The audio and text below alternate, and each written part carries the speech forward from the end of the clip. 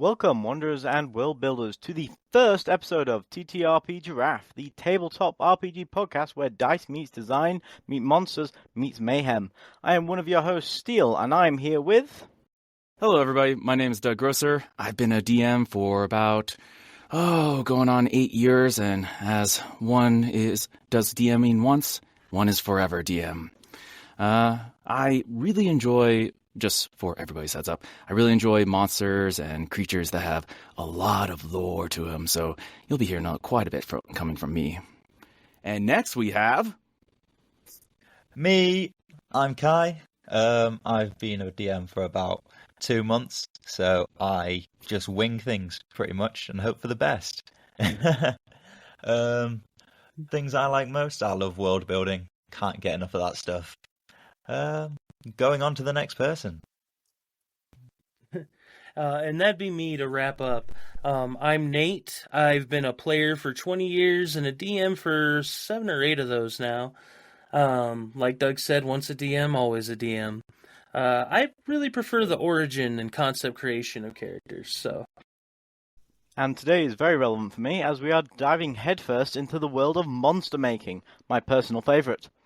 After we're done today, we'll have the stat block and art up on Patreon, and we'll have a unique creature and a legendary version you could drop into your next campaign. Make sure to drop us your feedback and ideas in the comments below. Yes. Hey, let's get into it. Hell yeah. Yeah. So, every good creature starts with a method of building it. We're going into the A.C.I.D.I.C method today, which starts with aesthetic, pardon me, and archetype. So what kind of creature is it? Where does it come from? What's its origin? And this is something we could have a lot of fun with. There's lots of options. So one thing that has been tickling my mind lately, there's a story that I'm going to go into real quick. How long ago was it? About 3 years ago, I was fortunate enough to be able to go down to San Diego Comic-Con, where I got to hear Chris Perkins talk about, how they prep up for D&D and do various things to get them ready for whatever their campaign, whatever their session may be. And one of the things that they brought up in just general discussion was like creatures and, fun things that they've done and things that have made your players go, wow. And one thing that really stuck out to me was they're talking about waste.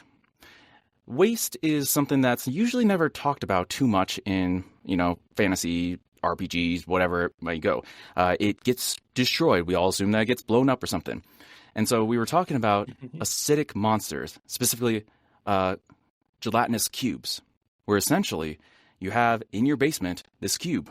Oh, you got some extra trash, you got some extra wood, whatever you might have. You just throw it into the cube, and the cube eats it up, and it goes away. And you don't have to deal with it anymore. So I really like the idea of an ooze, something that will just eat away at everything that's there. Know what I mean? Absolutely. Literally going acidic for the first one. Yeah, that's a great way to start the acidic method off, is with an acidic monster. I think ooze is probably a perfect way for us to jump into this. Now, you did say gelatinous cube, but that's only one type of ooze. There's so many types. So we definitely got to think of an archetype for our ooze. That could be a beast-like ooze, a tricky ooze, ooze guardian. Yeah, and then there's also like the elementals. Exactly. Yeah, elementals too. Is there anything that speaks to people's souls? Anything a song in your heart that you wish to play? Also good to What try about and you? think of what the origin might be. Perhaps maybe some sort of like alchemical disaster, industrial waste mutant, maybe some sort of sentient sludge, or even just a flesh melter, a necromancer's experiment that's gone wrong. Human-made. Ooh, there you go. Oh my gosh. When you say that, I literally was thinking of the flesh golem, except it's an acidic version, because the flesh golem almost feels like it's a bunch of things stitched together. So maybe like different types, because you got like the yellow ochres and you got the black jellies and the various ones. Just a bunch of different acidic things all stitched together. So a gelatinous golem. Ooh, yes, yeah. yes. I like that. Ooh. That's Maybe a made by great, some sort of a mad great alchemist. Yes, exactly. I think that's a good origin. I think that's a good starting place for sure. A gelatinous golem, like Steele was saying, made by a mad alchemist. Could have been an industrial accident, a lab accident. It could have been done on purpose. Um, but what's the reason he made it? Or was trying to do something? Like, was it a guarding thing, so it wants to protect? Was it, like Doug said, a living trash can, and it's out for revenge? Oh man, yeah. Just imagining it all put together, and we're talking about mad scientists. I really just feel like you find this thing in an exploded wizard's tower, that something has gone totally awry, because it doesn't feel like all the jelly should be mixed together, but it is. It's like it's got that chemical X in it that has caused it to all come together. Ooh, yeah, that makes me maybe think like it was designed as like a containment weapon, maybe a sort of ooze that was designed to hunt other oozes and bring Ooh. them back for an alchemist. Oh, I like that. I do too. Yeah, absolutely. Biological hunting weapon, basically. Just go fetch, boy. Ooh, but then maybe Especially it got too 'cause- good at fetching, and it started to try and capture all sorts of living creatures, and maybe eventually its own creator. It started to think for itself, Ooh. maybe. Ooh, Yeah. gaining sentience. Maybe as it grows more mass, it begins to gain its more intelligence and sentience as well. The AI ooze. There we go. It realizes that everybody has stomach acid, and because that's an acid, it has to go after you. Oh yeah. Oh, I like that. I like that a lot. That's perfect. That is a wonderful concept, origin, and reason for it being there. So right away we have our A method covered now. We have an aesthetic, we have an archetype, we have a reason for it. So with A out of the way, we're gonna kind of dive into Steele's area of expertise more with the C version of the aesthetic method, combat roll and CR. How hard do we want to make this guy to fight? Yeah, so start us off, Steel. Yeah, so thinking about it first, I feel like this could be the sort of creature that is ongoing throughout the campaign. It begins to like slowly get a bit more powerful as you go on. So maybe starting off, we'll go for about a CR4 level creature. Okay. Good for about Okay. slightly lower level party as they first sort of encounter. Yeah, I could see it Okay, at like yeah. the end of like a very low level party going into that tower, or something that they have to encounter farther down the way, and it becomes more of a nuisance. So it could become a recurring Yes. villain in a campaign. Ooh, yeah, I like that too. You could always add a fun adventuring roleplay element where the more waste your players create, the worse or stronger this final form of this thing is. Oh yeah, it just builds onto its form. Yeah. Yeah, I like that. I'm thinking probably start off with something fairly simple. Probably about maybe 60 to 80 HP. Just some basic resistance like bludgeoning and slashing, non-magical. And then, since it's still about CR4, you probably want something just like a slam and then some sort of special attack. Maybe like a recharge attack, something to do like firing out a corrosive splash of slime or something. Ooh, So yeah. real fast, just with that C combat roll, it sounds like we're all leaning towards like a striker or something like that. Somebody who like just comes in, because we're talking about going and them seeking out these other creatures, being that bounty hunter kind of thing. That what we thinking? Yeah, that sounds like a good Yeah. idea. I feel like when Ooh. it's smaller, it can do that. But then as it grows and grows, it should become more of like something bigger. Ooh, yeah. Okay, so you think it starts out as more like a hit and run type of attacker, and then as it gets to its final form, it just becomes a big brute striking attacker? Yes. Ooh, yeah. Maybe also when it becomes Big Brute, it gains a lot more abilities for controlling the battlefield. Maybe things that lets it spread out and like turn the very ground beneath you into some sort of like acidic quicksand or something. Oh, hell yeah. Ooh. Well, we're talking about how it's all these various jellies put together, the various types of oozes that are out there. It could split up those jellies as it, especially on the boss form. And we're jumping a little ahead, but something that could be able to split out and be individual components of it. Oh, so one Absolutely, particular yeah. reason for that is so it's like continuously stitching itself together as it like tears itself apart because it's different kinds of species, if you get what I mean. Mm-hmm. Ooh, yeah. Those different flavors.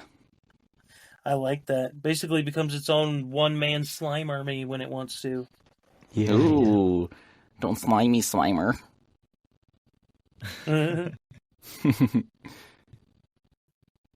Hell yeah. Yeah, I definitely like that a lot. We've talked about it having basically like a legendary action when it's full grown, in the splitting. Since it roams this like abandoned laboratory or castle that it was created in, do you guys think it would have any type of a layer action? That's a good question. I could see it in the general stat, no. Because we were talking about how it would go out and, it's seeking these other oozes, these other creatures to be able to take down. But especially like on a first encounter, absolutely could have something like that. Or in the boss version of it where it's basically taking over this entire tower on its own. And it would essentially be, just going off of what we're talking about, something that would be that splitting off effect. So as a layer action, it would end up splitting off and having a smaller version of itself, so that it will now start having more of that control, especially as that boss form. Maybe as it starts to split off, it begins to kind of seep parts of itself into the building itself, so then it can create like sort of lashing out attacks from random directions at any time against the adventurers. Ooh. Yeah. I like that. Ooh. And then going off of that, not only is it seeking out like the smaller parts of the building and trying to attack from there, but also now that it's smaller form, it's jumping onto the various creatures that are there, almost trying to consume it as well. Okay. Yeah. I like that idea. Yeah, I like that. Almost like a hive mind. Oh, yeah, exactly. Because it's all the same creature, essentially. Right. Although, how much of a hive mind can you have when you have no mind? Until you get to that boss form. Philosophical debate for another time. Absolutely. You don't have enough time for that one. Maybe as part of trying to take control of the creatures, it could like produce tiny sort of ooze thralls, maybe that can not much health, maybe like even just like 5 HP, but then they travel in large groups and then they just try and latch on to adventurers or animals or anything that comes along to try and take control of it. Ooh. That I could see that, especially in like a bigger sense of it. When we were first talking about this, it was more of that hunter and that smaller version, but we were also talking about how it like grows and learns more. So I could see that as almost being like an ARC's BBEG or something. So we find just a little slime on ourselves and, that's curious. Slap it away. Oh, a couple days later, we find another slime. What's that coming from? And the hook is planted. Yeah, I do like that. And what's really interesting about all this is we just naturally slipped into it. But technically, we have jumped a little bit around and almost gotten fully through the acidic method. So I feel like we should go back, cover some of the stuff we talked about, and exactly describe where it falls in this aesthetic method. Because we started with A for aesthetic, C for combat role, and while talking about combat, we identified its lore, what it's doing here, who created it. That was we identified that in A, and then with combat we identified the D, the damage and defense, and the I, the interesting abilities. Because if that's splitting up is not an interesting ability, then I don't know what is. Then you have a Jumped high the gun a bar little set. Yeah, but We even gone over. we Oh, go on. go ahead. I was just going to say, we even gone over context and encounter with some of those possibilities and hooks that various players and DMs could be able to use. Exactly. And that took us a total of 15 minutes. So it just goes to prove how effective this method is. But there's we don't have it fully fleshed out yet. So let's keep going. I just wanted to bring people back to that method and let them know that we are keeping this in mind as we are going. Mm-hmm. How about to keep going with the method? As we were discussing, perhaps it getting more powerful, we break it down into say three stages, and then we go through the acidic method for each one.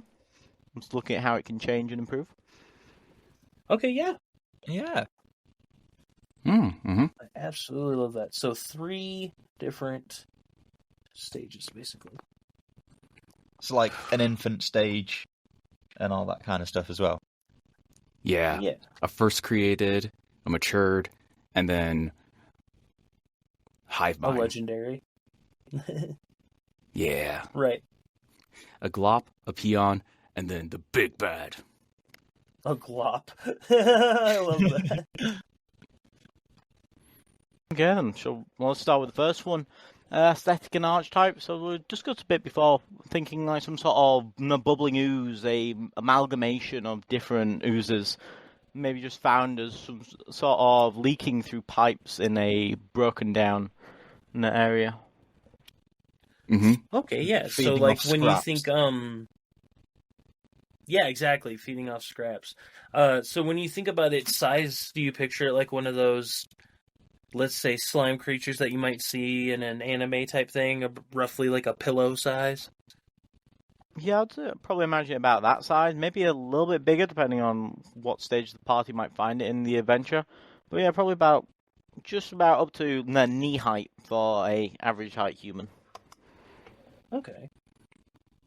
And I feel like if it's got to that point, because we're talking about it being amalgam, these are probably seeking each other out. So probably in the infant stage, it would only be like 2, maybe 3 of these slimes put together.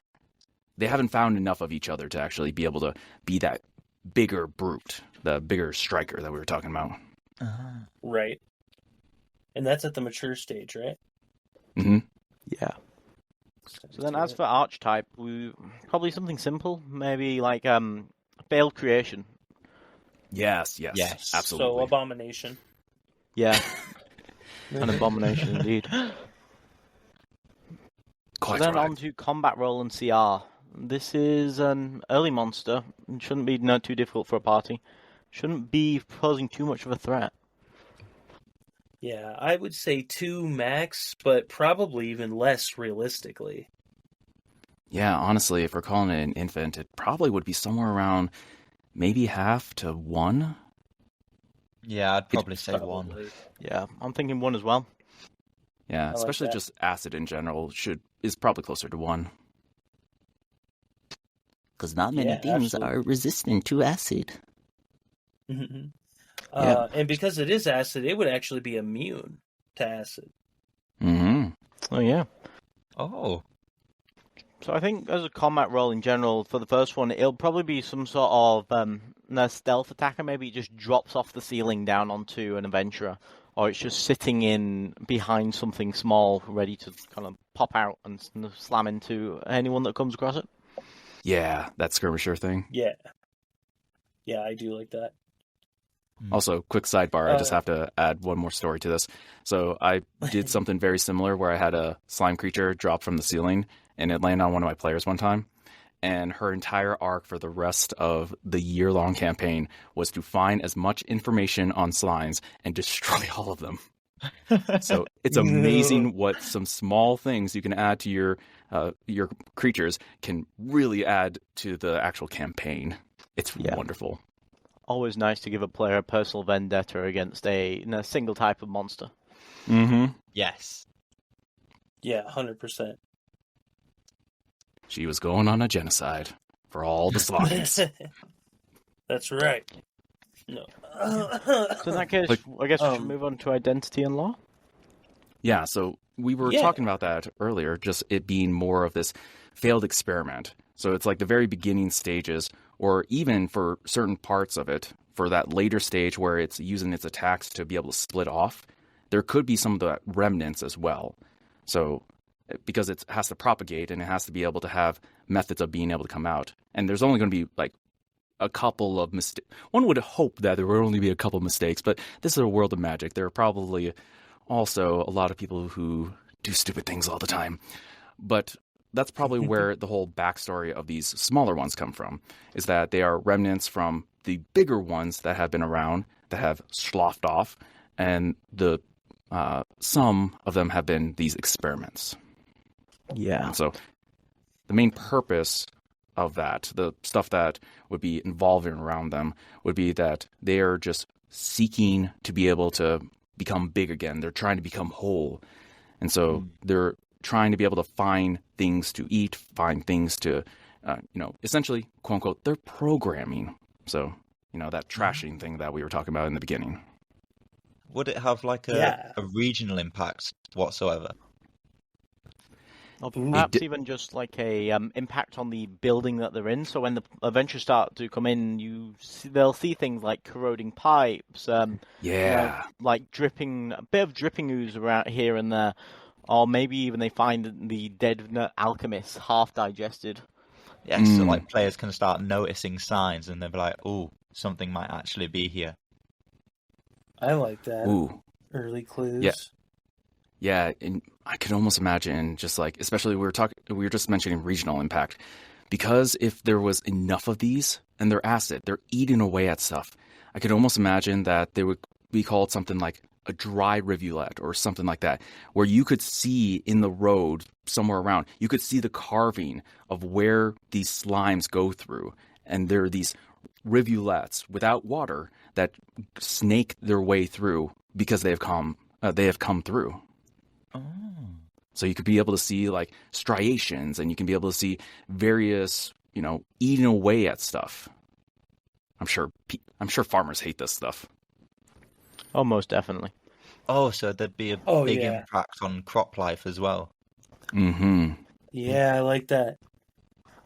That would also work as a nice adventure hook to get the players in there, because they could just start following along one of these trails, not too sure what's causing it. Exactly.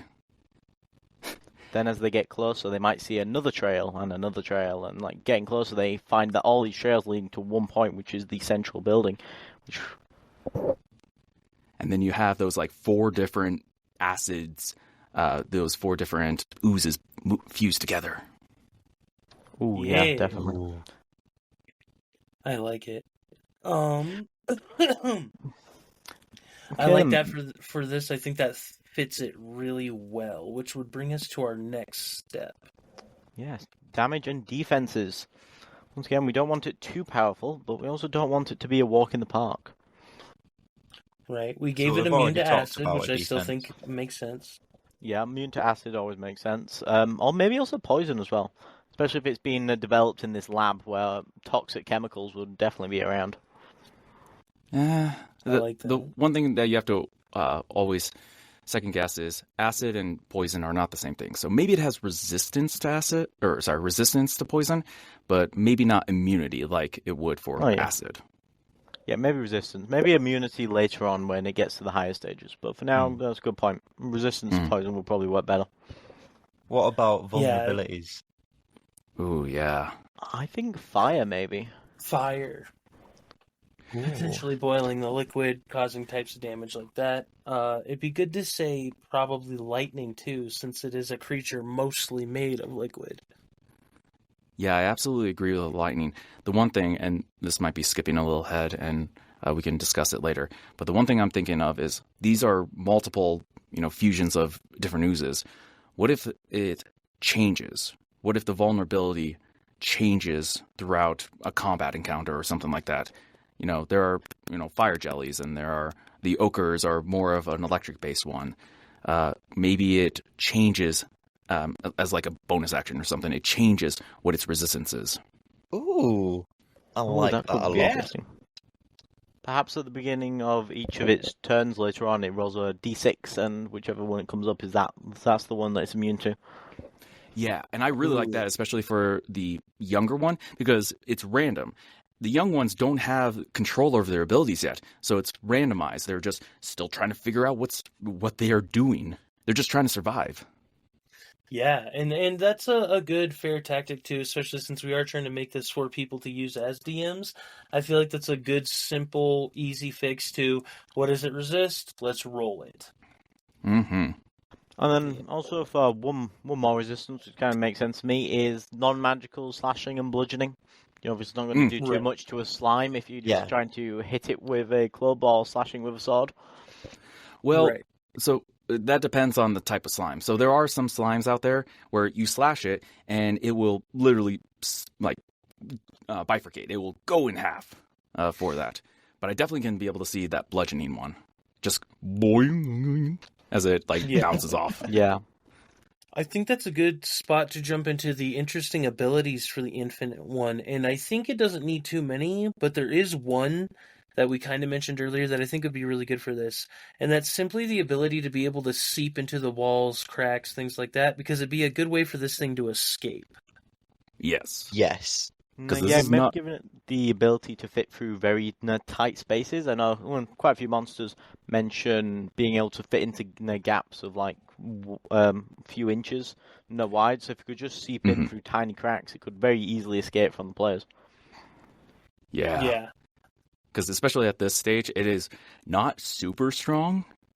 It's not wanting to fight. It's more wanting of a to hit and live. run. Exactly. Right. We do got to do one more part of damage and defenses. That's my fault. I jumped ahead. We can yell at me later. We forgot HP and AC. AC, I'm thinking maybe something like 12 or 13, since we're only going about CR1. Well, so Yeah, the I fun like thing 12. about slimes is that they are super squishy. Like if you look at any stat block for a gelatinous cube or an ochre jelly or any of those ones, they have ACs of 8. Like these things, you really have to bunger up something to not be able to hit it. So I could see it, especially because we're talking about how it's fused together and some with various other jellies. Maybe it has a little bit more of a defense because it's got various coverings and things like that. So maybe on Plus the it's higher smaller side of Yeah. yeah, it's smaller too. Yeah. So maybe It's always important to remember AC is not just how hard it is when you do hit it, it's also how hard it is to hit it in the first place.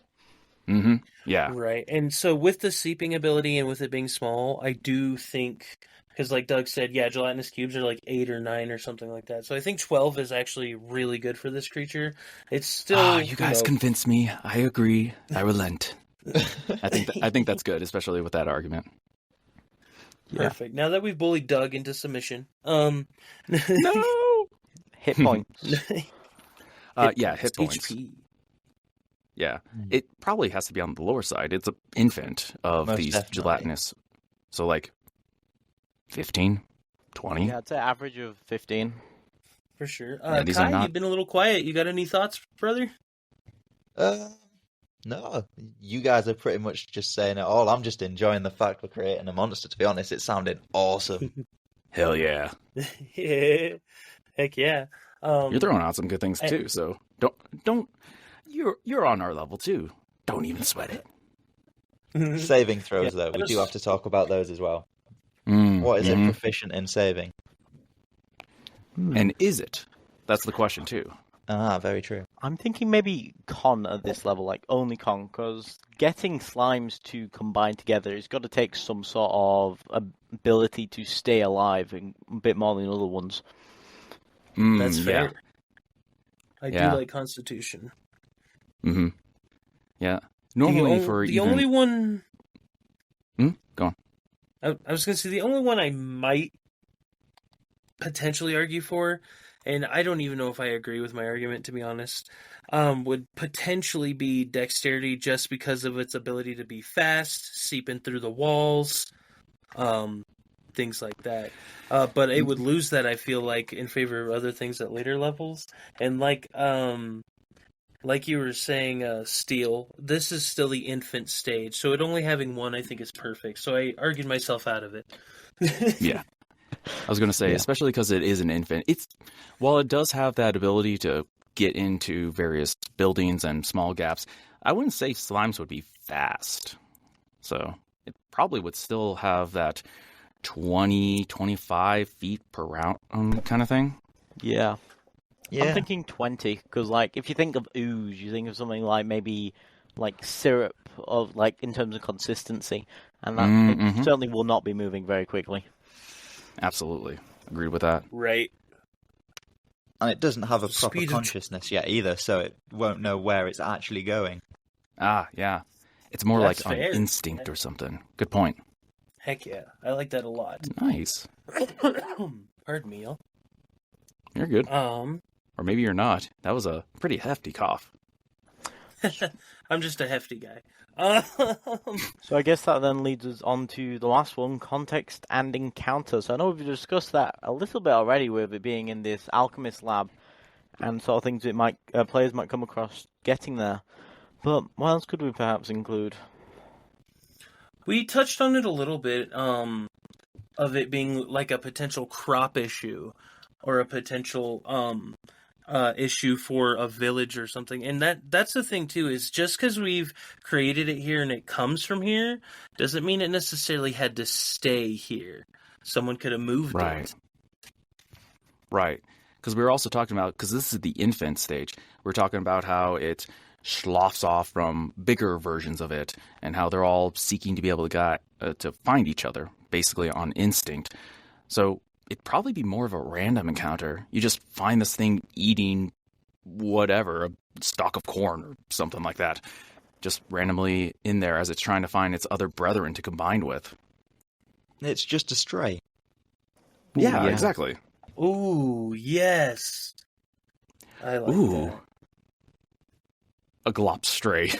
A stray glop. Glops, I like that for a name. It would also be nice to add a bit more variation to like encounter tables, because I don't know about you guys, but in some campaigns I've been in, encounter tables are always the same. Maybe like an owl, bear, some wolves, just random animals. Mm-hmm. Throw something else in there, like this slime creature that the players won't know or recognize. It could definitely add a bit more intrigue to the traveling and the random encounters. Yeah, especially like when you're going through the forest, because normally it is all beasts, so you don't see many oozes. So that'd be fun. Until it eats your party away. Right, yeah, exactly. It's fun at first. And because Kai brought up a good point, and Doug, you just touched on it a little more there too, it's not fully conscious yet. Like, it doesn't have a full consciousness developed yet, so the party could potentially take it and just, be like, oh, it's just our little buddy, and then it ends up being a monster because it slowly grows and stuff over time. So, yeah, it could get real crazy real quick. Yeah. Yeah, I can definitely see that working. Especially if the players take this slime along with them, come across another one, and they start to fuse in front of the party, turning into like maybe the next stage. Ooh. Ooh. The Pokemon evolution music just played in my head. Let's not lie, the party would probably try and find others to combine it with. Oh yeah. Oh, definitely. Yeah. They would create their own BBG. Absolutely. Which I suppose takes us into the next stage of creating the second stage. We're going back to a first aesthetic and archetype. What are we thinking? Yeah, so now we're at adolescent. What would you call this? Mature? Since we only have, that's what I labeled it as, since we only have the 2 stages before the legendary. So yeah, this is the one I called mature, because this would be the one in a general stat block. It would go from the infant to the mature, and then we're gonna have a legendary version of this, basically. It would take its time to reform as well, so it'd have that like little bit more of a conscience. Yes. Right. Oh, definitely. And actually, touching upon that, this mature version of it, the infants are still combining, I would think. It's just the mature one it has enough combined at that point to be something. And in terms of combined intelligence, it would certainly not be anything that's really sentient at this point. But I believe at this point it would definitely be above acting purely on instinct. It would start thinking a bit more of like a bit more of tactics, like almost like a wolf or bear sort of level intelligence. Mm-hmm. Yeah, I could agree with that 100%. The question is, since this is the mature stage, it's grown, it's absorbed other things, become fused with other things. How does it look now? Has it taken on a different form? Is it humanoid? Does it still look like a sludged blob? Like, how would it look in this particular form? I feel I'm like thinking- it'd be like different blobs trying to mix. Do you know how you mix different oils and they like have different viscosities and all that? And when you try and blitz them, they just stay separated, but they're almost mixed, like that. Ooh, Yeah. definitely. Yeah, it's a lava lamp.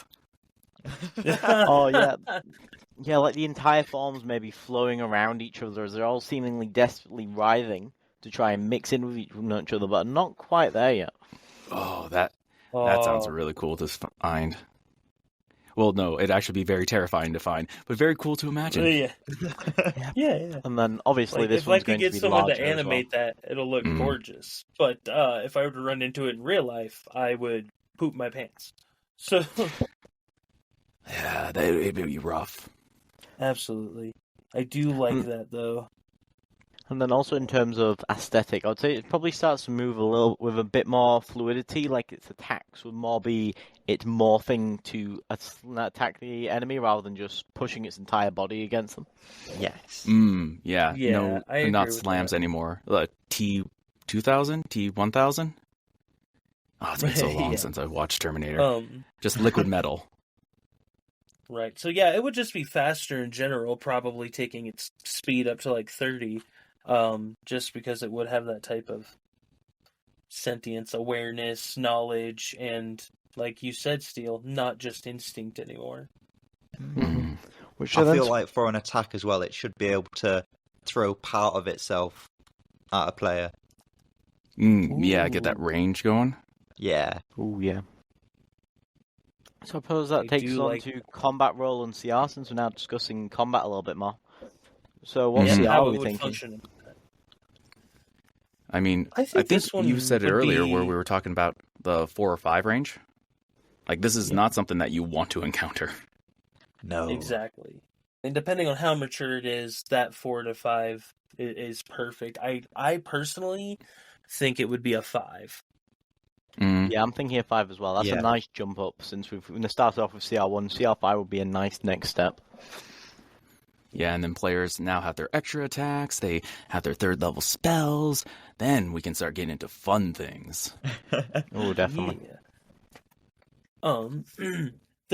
How so we have the ranged throwing attack, like throwing a piece of itself for a ranged attack. Yeah, so I feel like this would be, at this point, because it's not on instinct anymore, it's, whether it's intelligence or still on some level of consciousness, it is now actively trying to find things to be able to incorporate with itself. So I feel like it's a combination of a controller and a brute. Like, it's throwing these slimes out, but it's, big enough that it knows what it's trying to get. It's not doing hit and runs like it normally does. I think this one would be nice to have like more AoE attacks now as well. Maybe some sort of like acid spray, as it seems to be turning more from this striker into this battlefield controller. Yeah, exactly. Absolutely. Let's not give too much away in the combat here, because we do still need to save something for its interesting abilities. But Yeah. And I feel like but when I we're do like this so far. And I feel like when people are putting this into practice, the A.C.I.D.I.C method, it's not linear. Like, you don't go A.C.I.D.I.C, you don't just go in order. You're using all of these components at the same time to be able to help morph into what it is. Interplay with each other.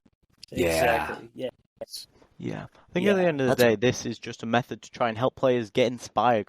We've just been doing it now. We've started off trying with it, and then we've started to get inspired just by the ideas of going into that.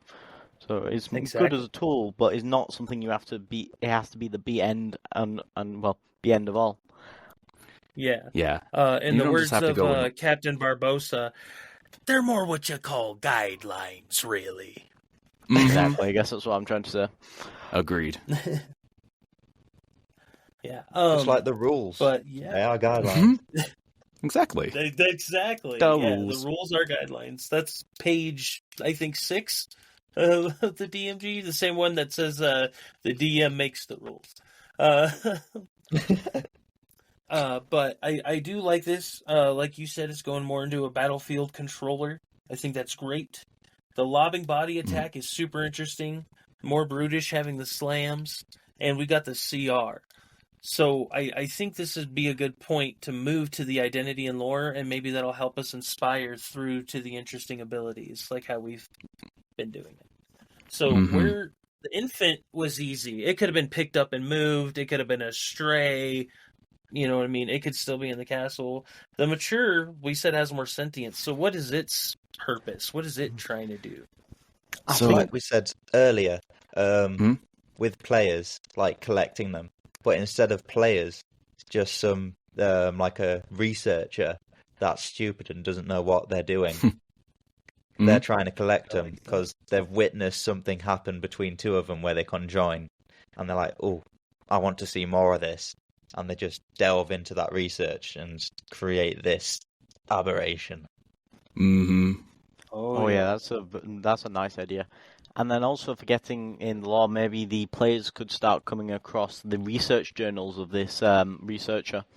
Now start to hint at these experiments that he's doing. Hmm. Essentially, Yeah, trying to so be able to figure out how these various oozes and jellies can be able to fuse together. Because this is still an amalgamation of all these put together, but somehow they are able to stay in one form rather than being, 3 different jellies, 5 different, 100, however many are in it at that point. So, right. yeah, I definitely think that it's at the point for the maturity that it's going to be more experimentation stuff. It's going to now start to be more on, you might find this in an urban setting, or at least in an enclosed space in an urban setting where you have people experimenting on it. Yeah, no, I like that, especially since the whole idea started basically with the idea of like waste. It could find out that slimes sometimes tend to hang out in sewers, and maybe it moved to the sewer of a city to try and feed, nest, whatever it wanted to do. So I definitely like that urban shift. Or it could be a pretty rare encounter while the players are traveling, like we said as well, where the not slimes, the globs, as we've dubbed them, are just wandering around, searching for other things. Mm. Yes. Yeah. I definitely think out in the environment, it would start getting a lot more rare. Now, I could also see that, just like we humans tend to do, some things that might have some sentience, we still, like monkeys and gorillas and things like that, we still put them into a zoo, or we put them out and potentially do things like make them workhorses and things like that. So I feel like, especially because a lot of people are making experiments on them, they have some method to be able to control them, some way to be able to help them move along, whether that be, we were talking about resistances and weaknesses before. Maybe they have something that's embedded into them that can, at a switch, will be able to force them to move in a certain direction, or hurt them if they do something that's not meant to be happening. Something like that. Okay. I like that. I like those ideas. I feel like all of them could potentially work. You have different ways and different ones that could combine with, depending on the scenario it's in. It could have eaten different things and even looked like have physical things mixed into it as it goes throughout these areas. So like for instance, if it's in the woods, it has like deer horns in it at some point or something. You know what I mean? Mm-hmm.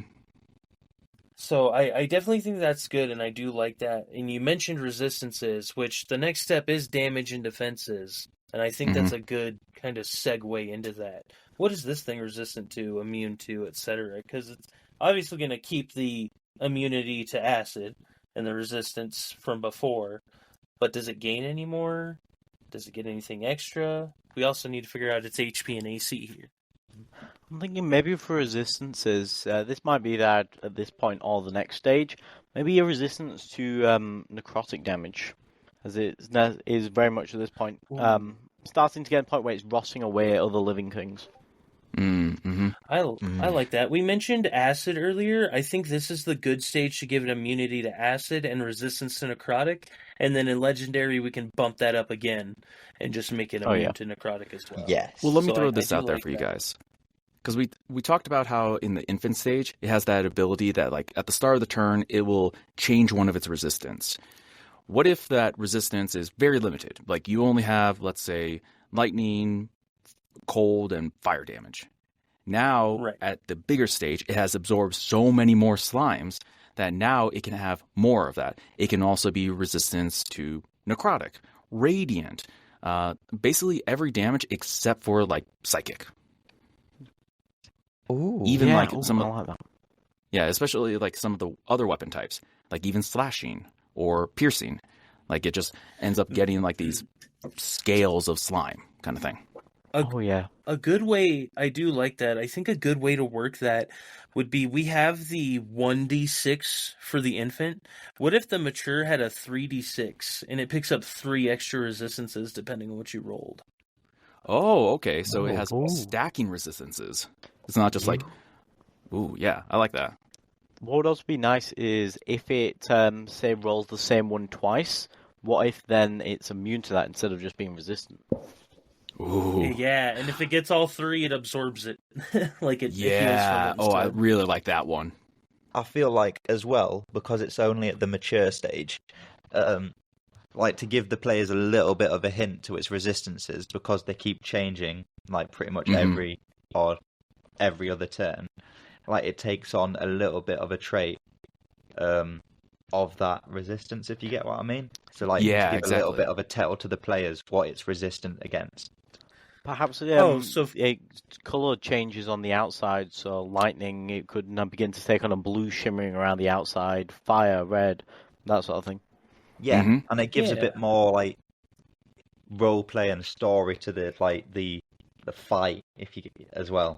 Yeah, definitely. Yeah, 'Cause, I mean, absolutely. in my experience, some DMs tend to miss out on descriptions during the middle of combat, so I think this would help to encourage dungeon masters to describe more the encounter as well.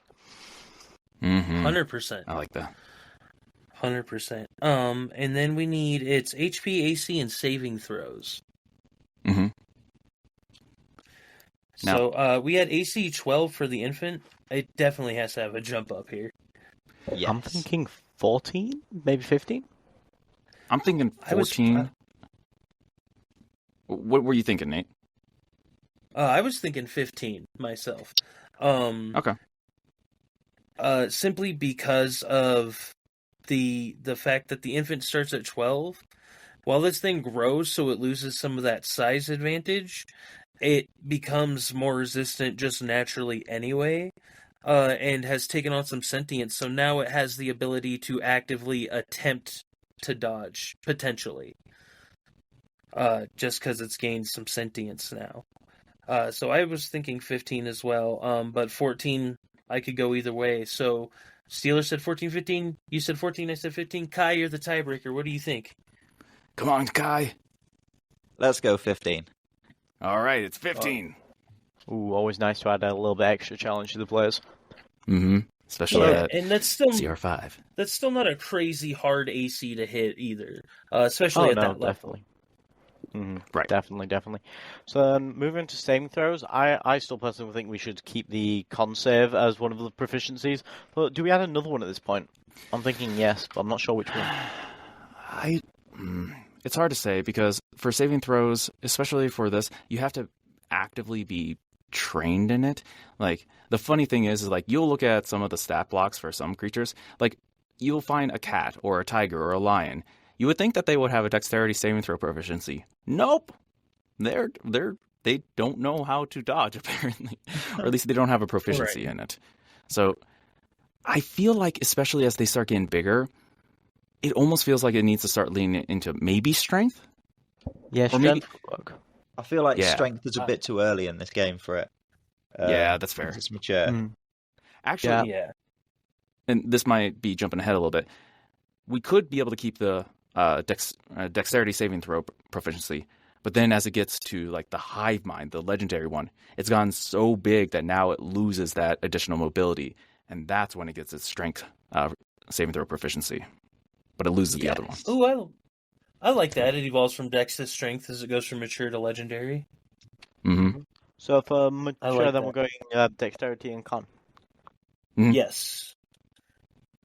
Okay. And with hive mind, I even think when we get to the legendary hive mind one, I even think we could add potentially an intelligence or a wisdom, just because there's so many different minds within that hive mind that you'd have to battle with. Mm-hmm. We can talk about it when we get to that point. Exactly. But I do like that. Last thing for here would be the HP. Yeah, this is a mature thing. It's also beefy at this point. It's got to have at least close to 3 digits, if not fully 3 digits. I'm thinking 110. Yeah, I was thinking like 105, but 110 sounds good.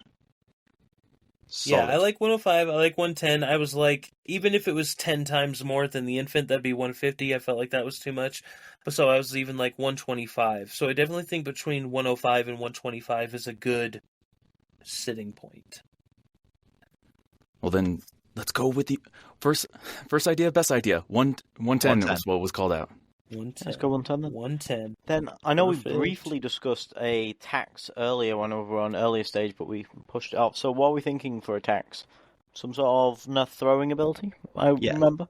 So it's able to it has throw a slime out, not a slime, but a glob out. Like, yeah. the That'll make a nice Yep, range the attack. Mm-hmm. And then it's got a glob that works as a different entity. Now, we haven't discussed this yet, but this might also play into the signature attacks and things like that. A lot of slimes have the ability to engulf something. It absorbs it up. How big is the mature one? Are we thinking that this is large? Are we thinking we're starting to get to huge territory? I'm still thinking that it's like... Yeah, that's what I'm thinking. Mm-hmm. Definitely not a huge territory yet, because, I mean, that's 15-foot cubed. Mm-hmm. More than 15-foot cubed, even. Do we have the engulf ability? So I'd say basically just being able to engulf medium or lower creatures. Mm-hmm. Yeah, now it has that ability. We talked about the lobbing a piece of its body off, but Kai, it sounded like you were saying that piece becomes like its little buddy, like a sentient little helper. Yes. Mm-hmm. I do like that because it leads into the fact that this could become a hive mind. So I like that. I think this size will limit it to just one glob that can summon. Yeah. 100%. Yeah, I like that. Yeah. I feel like it'd be like treants, and they have the ability to awaken other ones, but it's limited per day. I feel like this would be something similar, where it's like you can have a sentient glob within 30 feet of you, but it's once per day kind of thing. Yeah. Right. And if it gets too far, then it kind of like drifts off. Mm-hmm. Because it's too far away from that like mind. Mm-hmm.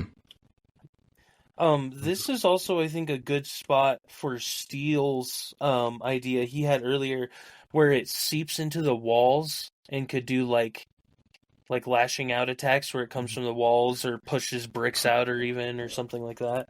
Yeah, I was thinking more for that one for being like either legendary actions or lair actions for the later on one. Oh, okay. Okay, I like that too. But then, speaking of interesting abilities, though, I did actually have a thought for this one. Since this one is still kind of struggling to keep its form together, what if when this one dies, it splits off into, say, 1d6 globs? So whenever the players kill it, they end up with going back to the original state. Yeah, I like that. Yeah. Ooh. And that works for a lot of slimes in general. I agree. And then again, it's just something that we can always up for the hive mind one that alludes to it well. That's something that's good to keep in mind here. As we keep going, as we've been doing, it all relates, which makes it a cohesive one, which makes it feel better in the campaign. 100%. And I just love how we automatically go to that hive mind manifestation, because my favorite ooze monster is a terrifying thing that is that same kind of hive mind. It's called an Obliex, where it literally makes like copies of people. Like it absorbs their memories and makes copies of people that ends up being like the hive mind aspect. It's very terrifying. This will be a little less of a psychological twist. Yeah, I think the hive mind idea is a very nice concept, and whilst we do see it quite a bit throughout media, especially in fantasy and sci-fi, it's one of those ones which still continues to work well in various different scenarios to, build tension and then engage with the players or readers with whatever sort of fantasy you're currently in. Absolutely. Mhm. I think that's good for interesting abilities. Absolutely. Because the layer actions, legendary actions, those are going to come with the next stage of it. The last part of the acidic method is context encounter, which we've talked about a little bit, but I wanted to touch on something here. This is the step right before it goes to legendary. So I feel like if you had one that was on that cusp, it might be actively seeking out a place to make its lair. Oh, yeah. Or Yes. maybe it's in a more large-scale lab. There's some sort of researcher with more funding and things available to them, and they have made this large lab where they can combine these larger slimes, and which will then turn into the massive globs lair. Mm-hmm. Yeah. The hubris feel of like- man. Oh, the hubris.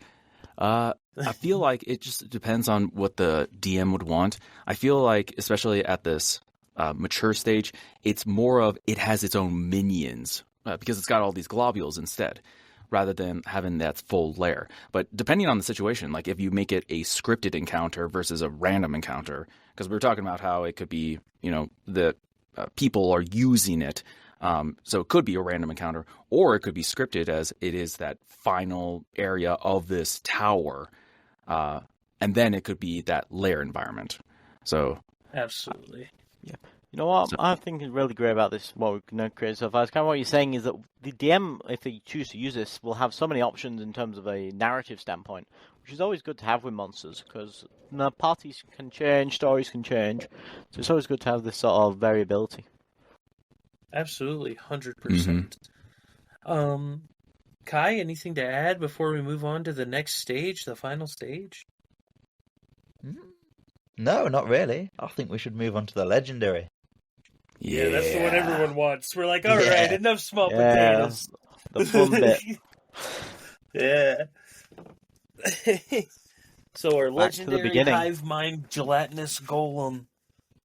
Yes. What does At this this point- sucker look like? It's just a I'm pile. I mean, to be honest, why not just a pile? If in a very sturdy structure, maybe it's just like a towering semi-liquid monstrosity with like a bunch of limbs in different directions.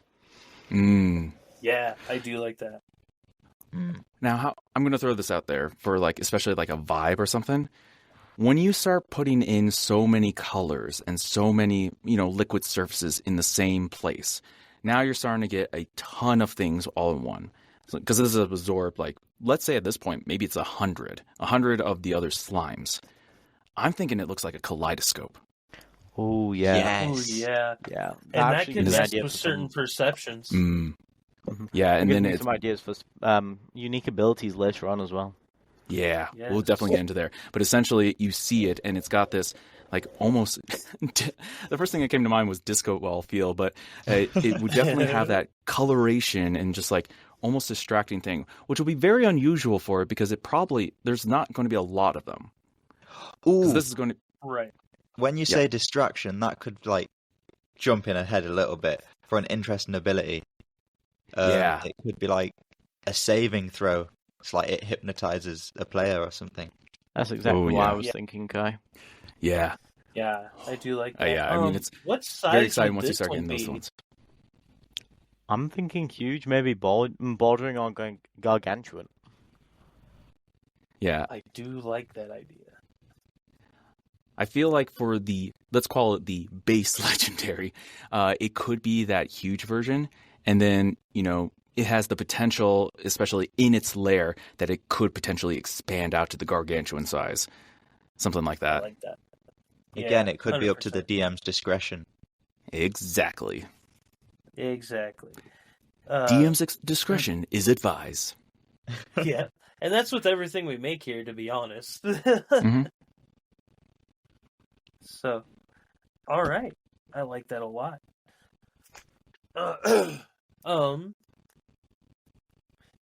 This thing is clearly just a big liquid, multi-limbed, kaleidoscopic, huge pile of nightmare. Mm-hmm. Oof. Yeah.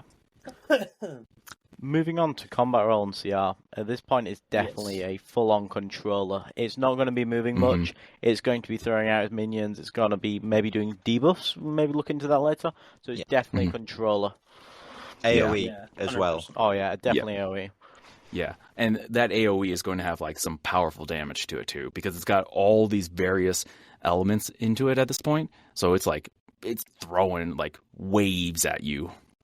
Yeah, it's not going to be acid able to splash, control it's the acid environment wave. as well. Mm-hmm. Yep. Yeah. So definitely a AoE controller type. Now the hard question: what kind of CR do we want to have for our legendary creature? Ooh. You know what? Why not just, since we've gone 1-5, how about 10? Yeah, I was Nice thinking progression. like 10, 11. Let's try it. Yeah, let's try 10. I like 10. Ooh, yeah, I like that. Okay, so what's next? So now we're going back into that eye. So we're going back into identity and lore, which we started off as calling this like the Golem, but now we were talking about how it's a kaleidoscope and things like that. With it being that kind of hive mind where it has all these individual slimes put together, most likely it may not be able to speak, but it at least has some level of intelligence. So it probably realizes that it is obvious. Like, it is colorful. It is bright. It is probably looking to be able to hide in, away from everything else. This would be something that you would find at the very core of a sewer, or something that you would find at like the depth of a crater, because it would realize that it's at the size that it no longer maybe wants to, or at least needs to grow, because it's massive. And so why would it need to do it? It's got minions. It has the other slimes doing things for it. Yeah, I'm trying to picture fighting one in like an ice palace and just like the headache it would cause. What sort of overarching goal might this creature have? Because, all creatures have something that's pushing them to keep doing what they're doing. So what are we thinking this thing is trying to do? Just collect more slimes? Maybe something more? I feel like its It's main trying goal to is be- just to consume. Ooh, Yeah, if it's usually on a hive mind, it's something like that: consume, create, absorb, add to, something like that. So it's basically trying to just consume the world. It wants to make everything it can into it. Yeah, Ooh, that just like that. that's the slime's manifesto. Yeah. That actually makes me think almost a bit of ants. Maybe this is like a king or queen slime, which is then having all its minions bring it food as it continues to make more of these globs. I was just thinking the same thing. Yeah. That's awesome. Yeah, I like that. Yes. And then why would adventurers care? Because why wouldn't you, man? Like, this is especially if this is the world they're in. Yeah, especially this is like if it's near the area where the players' characters are from, they would have incentive to protect their own land, since it looks like it's going to try and destroy everything. Mm-hmm. Right, and so tying back to that infant one hurting the crops, the mature ones, potentially hurting people. There could have been these sightings of these infant and mature ones, and when they get back to the lair of all these infant mature ones, turns out they were working for the legendary one the entire time. Yeah. Where essentially, at first, that one encounter that you had with them, that was difficult. Well, glad that's done. Wait, that was just the minion of the big bad? Oh, no. Yes. Also, maybe Yeah. since it's now got a bit more intelligence and it's got the large ones working on the mature ones working underneath it, the mature ones could start kidnapping villagers since they're big enough to hold medium creatures It's got and a bit of start taking Yes. them to the lair. Mm-hmm. I like that. Ooh. So now that you said that, That now gives me an they're idea for an interesting ability later. Remind me when we get there. I apologize, Doug. I did not mean to cut you off. Oh, you're fine. You're fine. I'm just thinking of aesthetic and more on that lore side of it, of looking at it. So this is definitely like the consumer. This would essentially be one of the other big slimes that everybody knows about is the demon slime, Jubilex. So this would be essentially like a manifestation of that. Probably non demon-esque, but essentially having that consumption ability.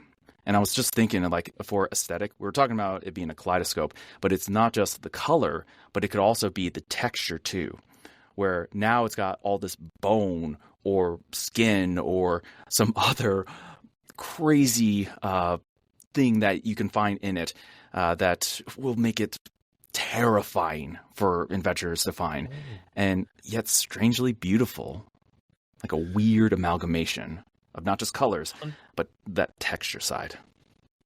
So it's a little bit 100%. visceral as well. Mm-hmm. Oh, Yes, I like that. One more thing before we get to damage and defenses, I got a question about I think we should cover. Wherever it puts its layer, is it going to affect the surrounding area around it? Does it have one of those types of impacts on the environment around it just by existing? I Oh, feel I like it 100% should be a think little so. bit of like 100%. dead land around it. Oh yeah, Mhm. the land starts to die away, all the plants, animals, maybe even like some of the local wildlife begins to slowly die as it starts poisoning everything around it. Mm-hmm. Like you have quagmires all over the place. Even the water's bad. Like, Mm-hmm. Yes. 100% a would be lot. able to see that, like within a 3-mile radius of this thing, that all the waters you cannot drink without like doing a Constitution saving throw, because you will get poisoned or you'll start having your insides eaten away by this thing.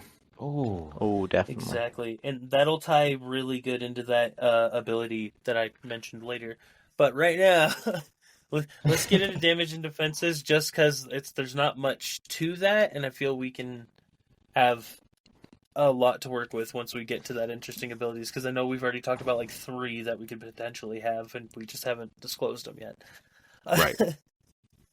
So So- along with keeping the abilities, the resistances, the proficiencies pretty much from the other ones, we did say we're going to change that dex to strength this right here, though, right?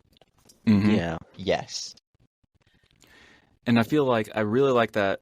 Was it you, Steel, or was it you, Kai, who said that 3d6 changing the resistance? steel. Steel. I really like that. And I think at this point, because it's got so much, maybe it's got 66 or something. Oh, definitely A.C.I.D.I.C. And then that also increases the chance for it to gain immunity rather than resistance. Mm-hmm. Yeah. Since we mentioned those, if it got to same thing on 2 dice, that is able to get immunity instead of resistance. I feel like if it rolls a third one though, it should be able to re-roll that die. Yes. Oh, yeah. Yeah. Mhm. Yeah. It can 100%. choose if it wants to. Yeah. Yeah. Actually, we were talking about how it's got other textures too. I think at this point it could be like a D8, where it literally can have resistance to everything, all damage types. 68. Because Ooh, yeah. Yeah, because now it's not just all the other damages that we're talking about, but now it can have bone on the exterior, so now it's resistance to that bludgeoning damage or slashing damage. Now you can have some kind of material on the exterior that it has, for some reason, resistance to psychic damage now. It's smart enough to move its body around to protect itself. Mm-hmm. Yeah. Yes. Even if it can't move fast. Actually makes me think a bit of a, maybe for a reaction ability, since now we're at that higher level. Perhaps some sort of reflective sludge that can maybe like repel a spell back after it's targeted. Yeah. Well, we're going to get very close to Jurassic territory at that point. Yeah, that's what I'm thinking. Maybe a max like once a day, No, Mhm. definitely not something that it could constantly keep throwing, but something that if it's had enough time to sort of build up its own energy, it could then push that back out towards the players. Yeah. I feel like, though, if it does do something like that, it will lose like a couple of those die that we were talking about for Oh, the yeah, resistances. definitely, If it uses it, it like loses 2 die and it can't do it for the rest of the day. Yeah, I It's think just it'll be nice for balancing. Because it just like, For imagine how it does it. It just concentrates all the stuff that it has in it in that one location. And then it'll take the brunt and reflect it back, but that brunt will end up still eating away at everything else. And that's the removal of the extra resistances. I like that. Then, I'm sorry, what were you saying, Nate? I was just going to say, we talked about it's losing its dex, it's losing a lot of movement. Are we straight up making its speed 0 though? Because I feel like it should still be able to move a little bit. I think 10 feet movement speed. Yep. Yes. Yeah, it was I going like to be that. something slow. Very. Yeah, I do like that. We also need to decide its AC and its HP. It's got to be hard, not hard to hit, but you get Hard what to I mean. damage. Yeah. Right. Yeah. It's gelatinous at this point that like you could hit the body, but it doesn't hurt the actual creature. Like there's just so much there. And then takes us the question is, what number do we put to that? Perhaps an 18? Yes. I was thinking Exactly what 18 I to was 20 as a CR 10 legendary creature. 18 to 20, I think, fits right in that. Yeah, so- I was thinking 17 to 18, like something equivalent to Splint and Plate Mail, but having a ton of HP. Like it won't be that super hard to, I shouldn't say super hard to hit, but it won't be the impossible to hit thing like a dragon, but it'll still be a big thing. Yeah. Yeah, so 18 AC is perfect. And then HP, our mature has 110. This legendary one should have, I think, at least 5 times that amount, if not more. 500 is starting to get very high, though. 500 is getting like ancient dragon levels of stuff. I was you thinking start getting more like 320. Yeah, I was thinking 350. So about that. Yeah, I was thinking the sort of 300 area. How about So, 325? A little bit over 300, I like but that. not too far towards 400. Right. This might push it from like a 10 to a 12 on the CR, but still something that's, still doable. Still doable. Oh yeah. I don't know, I've seen players get creative and do like 300 points of damage in one attack sometimes, so... Oh man, rogues. Oh, min-maxers. Yeah. Well, especially because this is that CR 10, 12, whatever, that range. Once you start getting into double digits of levels, now you have magic items. Now you have, some pretty beefy things that you can be able to throw at them. Right. Players and aren't I gods think the yet, only but they reason feel I like it. was... I mean, speaking I of think the players only throwing reason- things at it... Go ahead, Steve. Oh, sorry about that. So I was saying, as talking about players throwing at it, what about it? No, what is it going to throw at the players? I'm thinking with it being mobile, we need to look at definitely a lot more ranged attacks. Perhaps some sort of like, almost a bit like a mortar, where it's like sends out large blobs of acid. Yes. It definitely needs to have 100%. like that lob where it doesn't just hit one thing. We were talking about more of AoEs and things like that. Its main attack will choose a point, and then everything within a 5-foot radius, which would basically be like the surrounding circles, that they all have to dodge out of the way. So the main attack is an attack roll, but then everything around there will have to dodge out of the way of it. Yeah, maybe a deck save or take some acid damage. Mm-hmm. Yeah. Exactly. Also, it might be nice to add it so the spot where that bit landed, anything that tries to walk into it is going to take the acid damage as well. Oh, yeah. The lingering acid. Oh, a hazard. Yeah. A field couple of hazard. turns. Area denial can be nice to cause players to move, because sometimes players get into the habit of just standing still in the same spot and just spending their turn attacking. So it's always nice to get the players moving a bit more. Right. Yeah. It might be for like Let's a see. minute that thing's an acid pile, and you don't want to touch it. Oh, definitely. Yeah. And then that area after it goes away can change. So it's like a little bit harder to cross it. Yeah, heavy terrain. Difficult terrain. Difficult terrain, yeah. Yeah.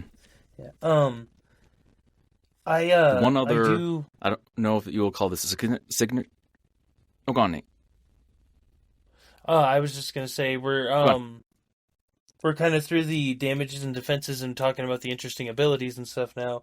So I was gonna bring up that one we had earlier, but if you have something that still deals with this, go for it because trust me, I'm sitting on this and ain't going nowhere. Yeah, I think my thing is a combination of a signature attack and an interesting ability. So I'll just wait until the interesting ability.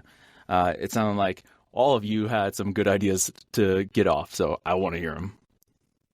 For sure. The one I was thinking of earlier, and it also kind of goes into the bit before where it like decays and rots and stuff.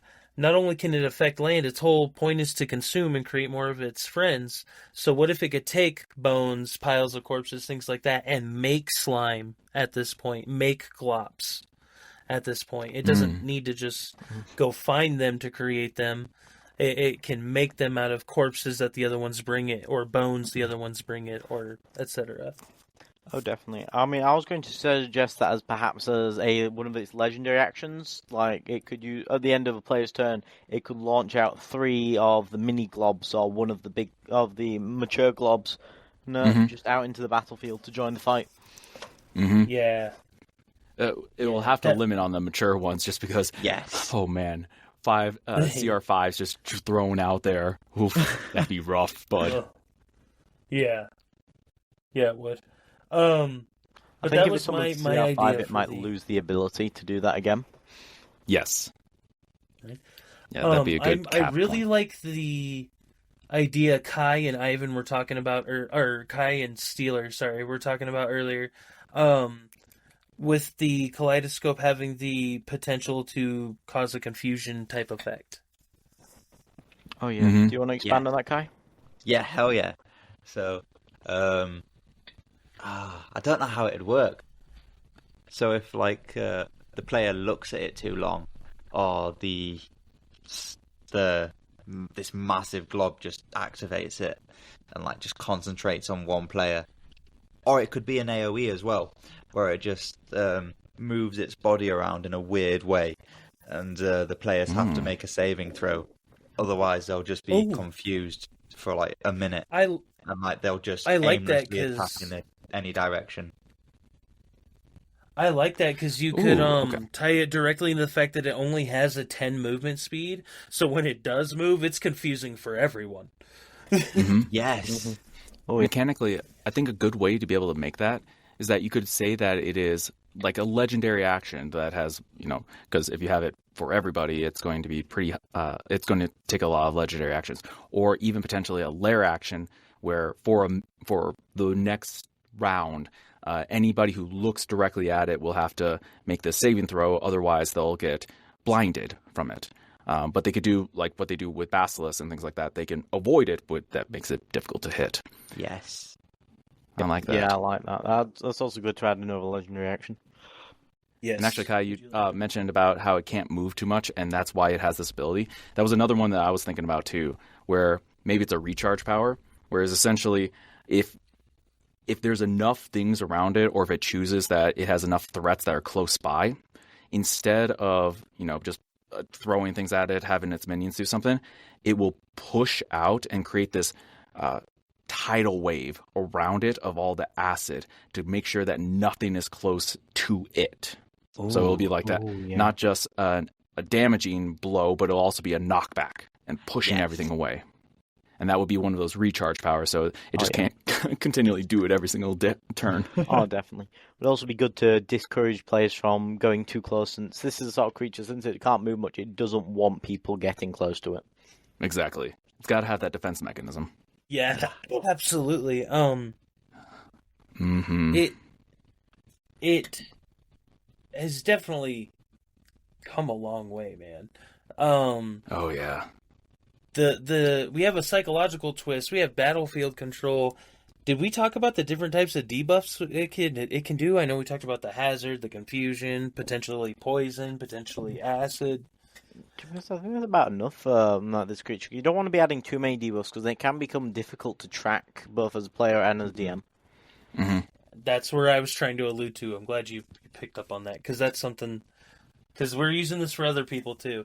We have added a lot, and we don't want to go too hard into it, because then that makes everything else that much more complicated, just like Steele said. I mean, I think the important thing is also to realize whenever we're creating these monsters, we will be going back over it to make sure that we haven't done anything that is like, oh yeah, that is very broken. How did we ever think that wouldn't work? So it's always good to make sure that it's clear that you don't just make something and then throw it at the players. You do make sure to check it over a few times first. Right. We said Absolutely. that this was starting off as a CR10, and then, some of these abilities that we add onto it, and then it turns out, oh no, this probably would be better as a CR15 or something like that. So yeah, review.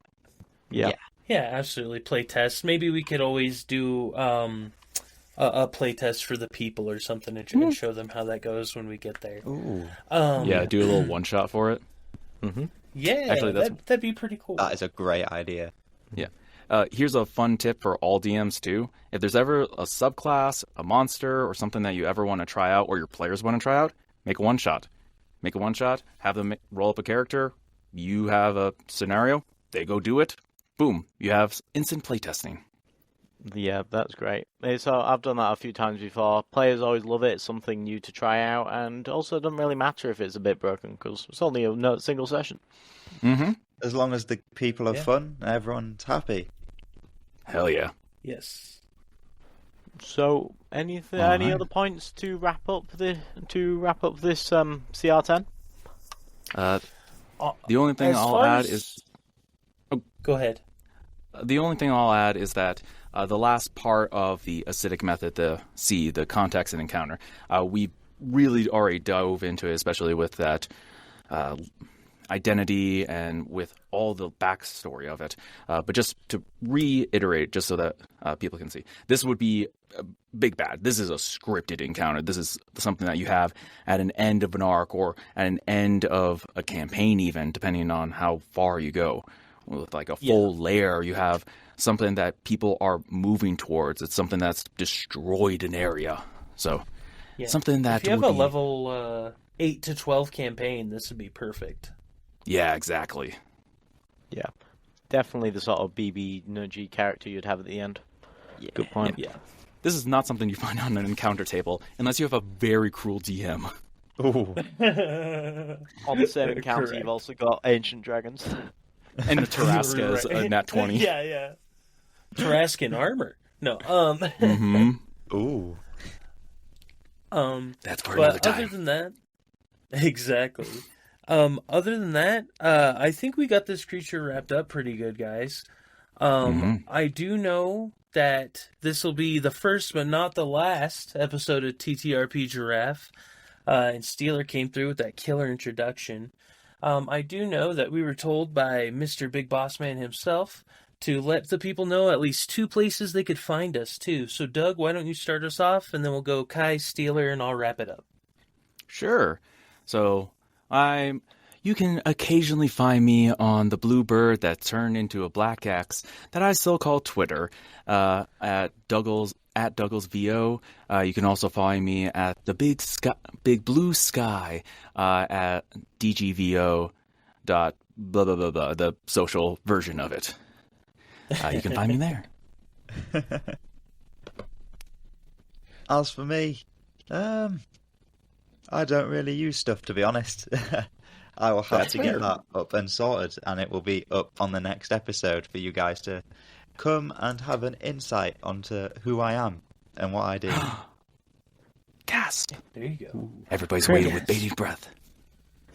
Currently, it's bit of a similar story for me as well. I've got a art account. If you manage to find me, give you a clue. It ends in 907, just like my username. But not too much I do on social media. But I really should be getting myself set up as well if I'm going to be doing this sort of thing. On to you, Nate. Yeah, for sure. So for me, I do too much social media, so it was hard to pick 2. But I decided you could find me on my TikTok under the name Blizzard Wizard. That's BLZZRD, WZZRD. Or you can find me at my website, blizzardwizard.com, spelled the exact same way. And we've been TTRP Giraffe. So thank you guys for coming by. Absolutely make sure you come by next time where I believe we're going to be trying to build a villain. Ooh. But before we go, So, what monster should we build next? Leave something in the comments. yes, do it. And until next time, keep building, keep rolling, and stay monstrous. Absolutely. Keep those players guessing.